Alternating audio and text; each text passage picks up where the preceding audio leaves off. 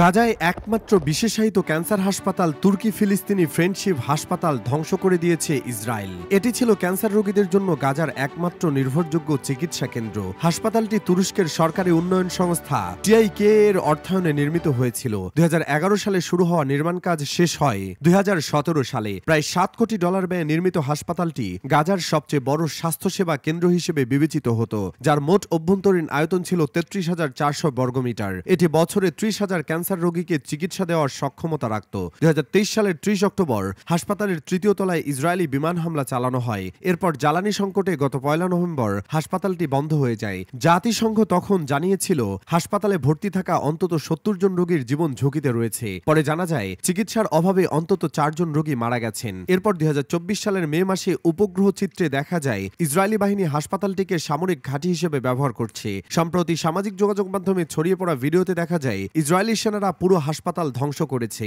পরে ইসরায়েল বিষয়টি নিশ্চিত করে দাবি করে হামাস এই স্থাপনাটি ব্যবহার করেছিল, তবে ইসরায়েলের কোনো প্রমাণ উপস্থাপন করতে পারেনি। হাসপাতাল ধ্বংসের ঘটনায় নিন্দা জানিয়েছে তুরস্ক। তুরস্কের পররাষ্ট্র মন্ত্রণালয় এক বিবৃতিতে বলেছে, গাজায় সাধারণ মানুষের স্বাস্থ্যসেবা প্রদানকারী একটি হাসপাতাল ইচ্ছাকৃতভাবে ধ্বংস করা ইসরায়েলের সেই নীতির অংশ যার মাধ্যমে গাজাকে বসবাসের অযোগ্য করে তুলতে এবং ফিলিস্তিনিদের জোরপূর্বক বিতরণের চেষ্টা করা হচ্ছে।